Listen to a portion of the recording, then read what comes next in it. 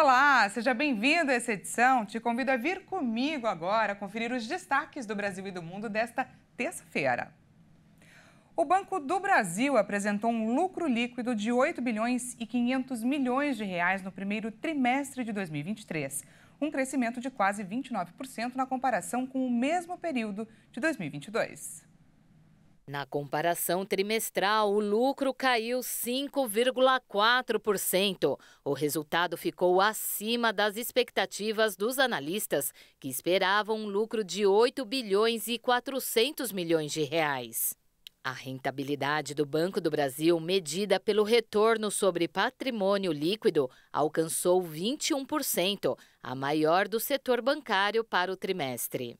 O resultado apresentou uma alta de 2,9 pontos percentuais em base anual e baixa de 1,8 ponto percentual frente ao trimestre anterior. Segundo o banco, o resultado se traduz pelo crescimento responsável da carteira de crédito com performance positiva em todos os segmentos pela inadimplência sob controle e pelo foco na diversificação de receitas e controle de custos.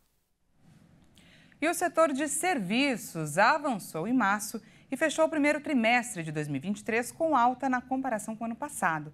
Os dados são do Instituto de Geografia e Estatística, o IBGE. No acumulado dos últimos 12 meses, o setor responsável por 70% do produto interno bruto, soma de todos os bens e serviços finais produzidos no país, cresceu 7,4%, o menor resultado desde setembro de 2021. Assim como em fevereiro, o setor de transportes se destacou como a principal influência positiva em março, com crescimento de 3,6% e acumulando ganho de 7% nos últimos 2 meses. De acordo com a pesquisa mensal de serviços, a alta foi puxada principalmente pelo transporte de cargas, que avançou 4,7% no período, enquanto o transporte de passageiros recuou 3,3% na comparação com o mês anterior. E agora vamos de destaque internacional, porque a Agência Internacional de Energia confirmou que as exportações de petróleo da Rússia atingiram em abril o nível mais alto desde o início da invasão da Ucrânia. 8,3 milhões de barris foram exportados diariamente. Apesar das severas sanções ocidentais devido à guerra na Ucrânia, as exportações de petróleo da Rússia atingiram em abril o nível mais alto desde o início da invasão em fevereiro do ano passado. De acordo com o relatório mensal da Agência Internacional de Energia, foram negociados 8 milhões e 300 mil barris diários. A agência, com sede em Paris, lembrou que Moscou não cumpriu a ameaça de reduzir a produção em 500 mil barris diários e pode aumentar os volumes para compensar a perda de receita. Segundo o relatório, a Rússia redirecionou as exportações do setor para outros países como China, Índia e Turquia, mas parece ter algumas dificuldades para encontrar compradores para seu petróleo bruto e derivados. Após as sanções impostas em 5 de dezembro ao petróleo bruto russo transportado por via marítima, a União Europeia adotou em 5 de fevereiro um segundo embargo sobre as compras de derivados de petróleo russos. Também foi adotado 1/3 de preço para estes produtos por parte dos países do G7. A questão das brechas, que permitem a Moscou reduzir o impacto das sanções do G7 em sua economia, será discutida em uma reunião de cúpula dos líderes do grupo a partir de sexta-feira, no Japão. E o presidente venezuelano garantiu que o país não volta à Organização dos Estados Americanos, da qual saiu em 2019. Nicolás Maduro afirmou que a entidade está em ruínas. Vamos conferir. O presidente venezuelano Nicolás Maduro mantém o discurso de 2019. Foi quando, após trâmites de 2 anos, a Venezuela deixou a OEA, a Organização dos Estados Americanos. O assunto voltou à tona quando o presidente colombiano Gustavo Petro cogitou em Washington o retorno da Venezuela na organização.